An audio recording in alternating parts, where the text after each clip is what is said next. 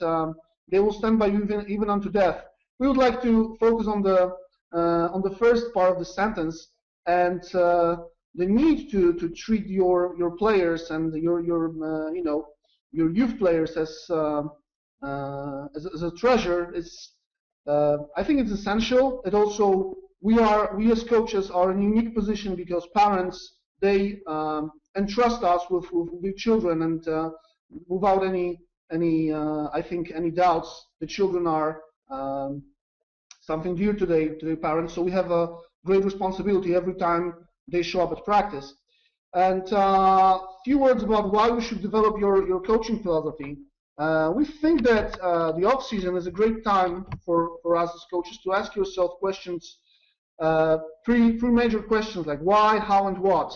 Why am I in this challenging profession? Even if we don't get paid, we feel that coaching American football, whatever is in Poland, Czech Republic, Turkey, Italy, it's a second occupation, and we have to treat it like that. And this is also a great position to be, but also a great responsibility. And why do we need a coaching philosophy? Because very often we face difficult decisions, often with they are ethical dilemmas. Like very simple example: you have a kid who missed practices, and you have a team rule that says who don't practice doesn't play. And everything is great unless this kid is your best player. So if you are, the dilemma that arises is that, are you willing to lose a game but not break your philosophy, or are you willing to bend the team rules just for this one case?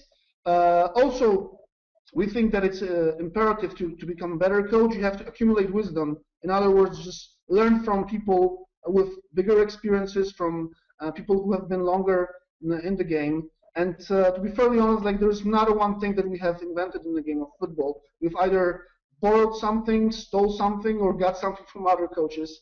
And this is also, this may be a cliche, but your life philosophy, your set of values, your set of your experiences, they influence the way you coach.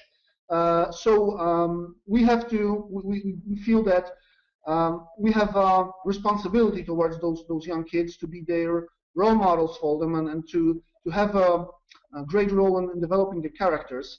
And one last point here: actions speak louder than words. Again, it may sound like a cliche, but if you don't practice what you preach, the children and people around you will follow your actions than your words. So they need to be credible. They need to be to have the integrity is essential. The social role of football. We think that it's greatly visible in the States, while in Europe we often don't see football as part of, let's say, education system, because we are not as closely tied as it is in the States. And there was a recent, like, a post about from coach who has been coaching the game in Texas, and he's now moved to Europe, that, you know, in Europe people play football because they play football, while in the States it's either for money or for building character. We greatly believe that football has the power to change lives of young children or young people for the better, that we can create positive changes in our local communities. And just couple issues that we can tackle with American football is we can encourage physical activity from children, especially if you have bigger kids, bigger teenagers that you can recruit to be linemen. That, you know, if you want to play soccer or basketball, volleyball, handball, you have to be fit. If you want to be a lineman, hey, all those kids that represent the PlayStation generation, that are physically inactive, or they don't find a sport that, you know, that they can excel, this place is for them. Emotional outlet. Again, there was a great video we found recently from Russell Okung and about Seattle Seahawks. And Russell Okung says, you know, when I was younger, my mom told me, this is the sport, football, that you can basically, you can be violent and you don't go to jail for that. So it's also a great way for so-called troubled youth to find a creative, positive way to exercise, and because of lack of a better phrase, exercise their demons and to be positive. We also think that we can build social skills like teamwork, cooperation, and communication skills. This is also very essential because in a modern world, these skills are important to be successful in the business world, in your future careers. So that's something that we can communicate not only to our players but also to our sponsors, to the local authorities, to the cities. And this is not something that it's solely because of, let's say, benevolence issues, but it can also translate into acquiring additional funding from local authorities, from national authorities, and from European Union. So that's probably a topic for a different presentation, but it's something we can really think about, and maybe we can work on that. And also, football can help increase child's or teenagers' self-esteem. And I don't know if you know, but if you remember when we were growing up, and this is scientifically proved fact, our self-esteem when we grow up is at the all-time low, and we are very concerned in what other people think about us. We lack self-confidence, you know, and American football and being part of a team, being affiliated, even posting a selfie after practice with, you know, with shoulder pads, with a team jersey on, that helps those children to feel good about them. So we feel that, you know, the need for philosophy, the need for positive social role of football that can be played is huge, and we should always highlight that.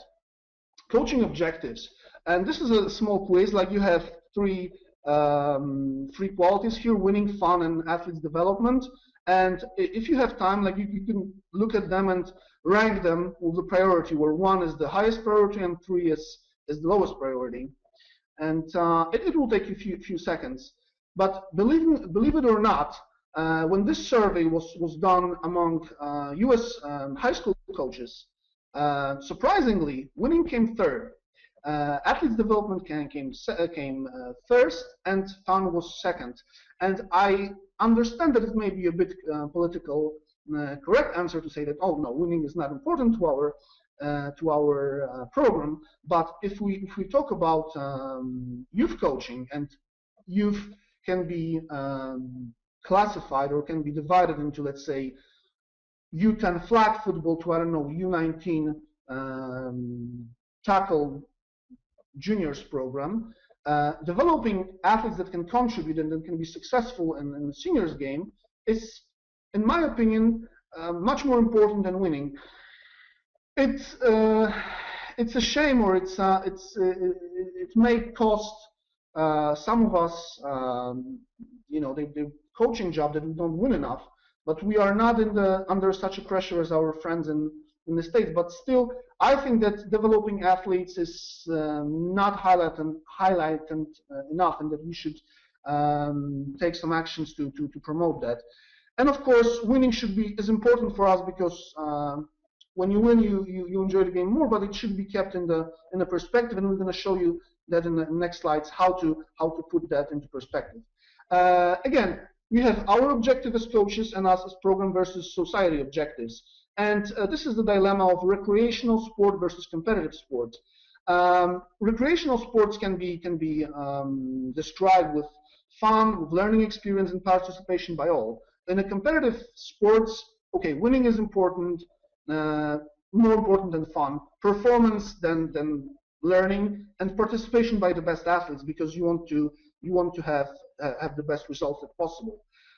So it depends, but we believe, and this is not only our point of view, but this is based on our observations and by the great book that we've been heavily influenced by, Successful Coaching, which is the official textbook of the National Federation of High School Coaches Association, and of course by a lot of materials that we've seen from American Football Coaches Association.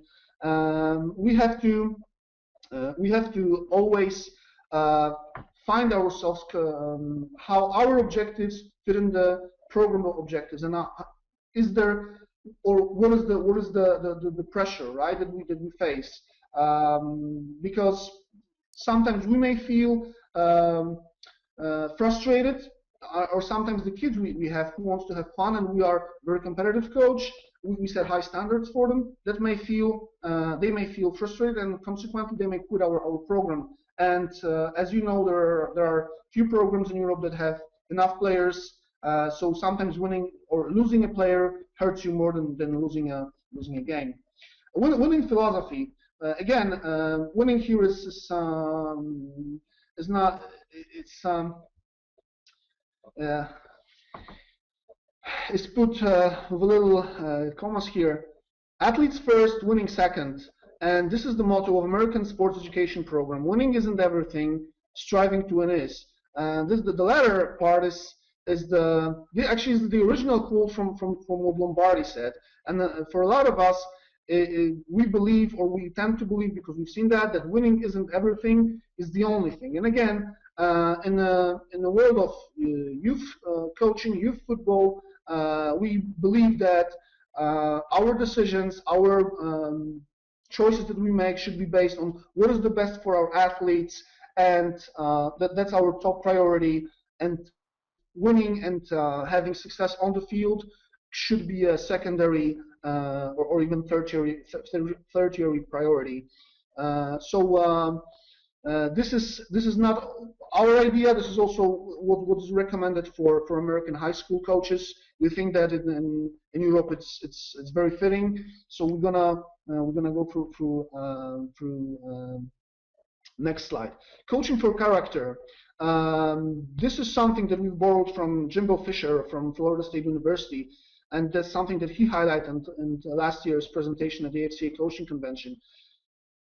Teach your players, your athletes, to make good decisions, and good decisions on the field, but more importantly, off the field.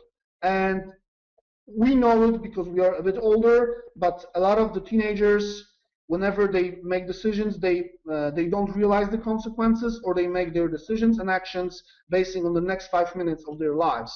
It's hard for them to think in a perspective of a week, of a month, even a year, or even a lifetime perspective.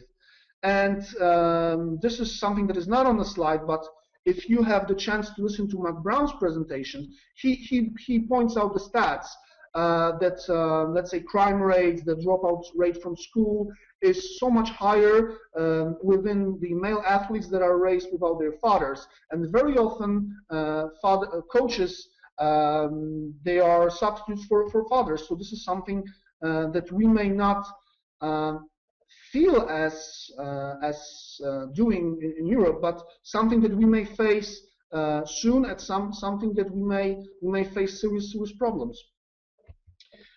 Developing your coaching style. Again, the publications indicate 3 major coaching styles.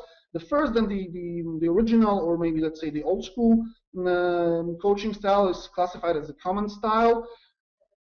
It can be called also like dictator. Like when you just think of let's say a stereotype of a coach, it's a yeller, right? Do it because I said so, because I'm the coach. You know, that's the final argument. If you don't like the team, you can go quit and whatever. There is a total opposite of that. It's called submissive style, or the babysitter. Sometimes we can find it when, I don't know, when there is like a maths teacher that is running a physical education lesson. He basically throws the ball to the students and say, okay guys, you can play it, I don't really care about that. So he doesn't really care. There is the third style, the cooperative style, the teacher style. One of the great examples of such coach was the great UCLA basketball coach John Wooden. Also, probably the other example would be Coach Phil Jackson, again basketball coach. But this is something that combines